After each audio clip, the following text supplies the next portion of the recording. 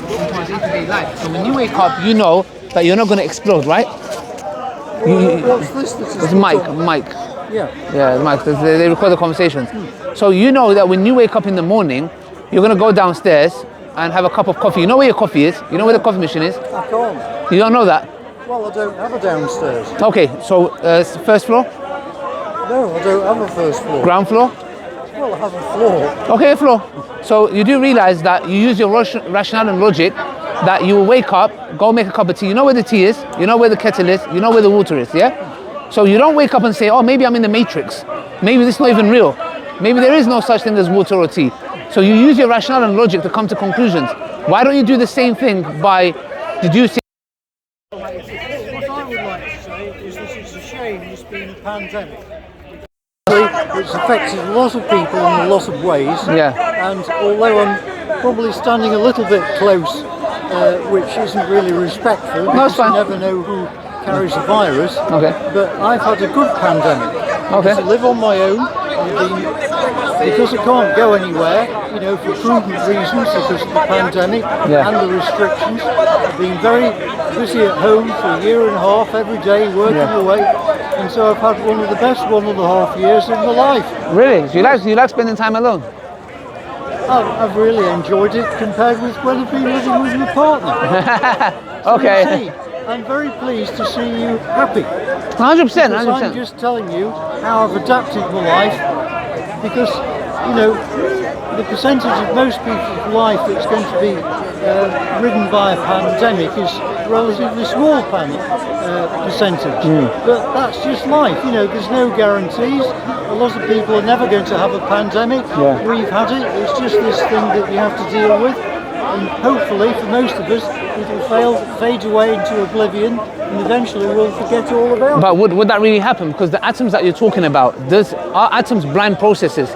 Do they not? Because we have to be made out of atoms, right? Yes. So if I had an atom, if I can saying to yourself, we are made of atoms. But we have to. But does an atom have a will, and does an atom have a conscious? It doesn't really matter. Well, it does. Because if we are made of atoms, and if an atom is a random process that has no will and no consciousness, how did it give rise to creatures like us? Well, I would say the atoms have their own stability. However, who set the stability? It amounts to a stability. Then who's the stabilizer? Because if there's stability, it requires a stabilizer. Well, it doesn't require an entity. How? So, okay, if there is design, does that mean there's no designer? Well, why should there be a designer? You know, why on earth should we live on a planet that requires something that controls it in some way? No, I'm not. It's not. But that's what you're saying is just because you're denying or against the fact that. Denying, I'm just, so when you see a picture. Random. Okay, but randomness doesn't bring about stability. Do you get what I'm trying to say? Yes, it does. Not really. Because some of the most random events I've ever known have benefited me. What do you call a random event? Because what you claim as random, if you follow science, there is no such thing as random or chance.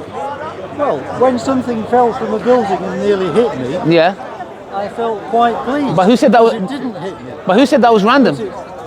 Well, it was random because not at all. I was supposed to be meeting someone somewhere else. No, but that's not. But that's not random. There was. The fact that you because it doesn't happen but the fact that you change your mind. Walk around every day and find something falling. No, I know. But what you're making it seem is like a brick fell by its chance. Maybe the builder wasn't paying attention.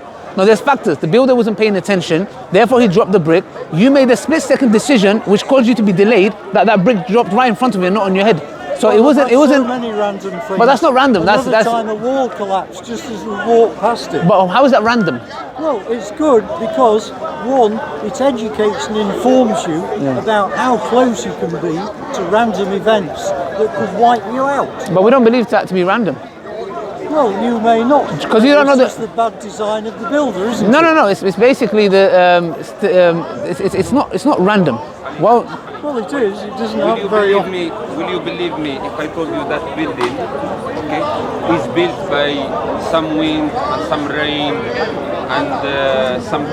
No, I know. Are you recording? I didn't even know if you recording. Glass. No, I didn't know. I didn't press it. Will you believe me? I'll press it now. Well, I'm not really worried about all of these things. But it's a valid question, sir. It's a valid question, It sir. might be. It is a valid question. But just because someone asks a question, it doesn't mean someone has to answer it. No, you It's different. If you say, I do not have the answer. Because at the moment, all Sure. I'm trying to do is Yeah. eat a sandwich. You know, I think that my priority is my Yeah. health and Yeah. survival, Yeah. and therefore I've not got much time for random events, especially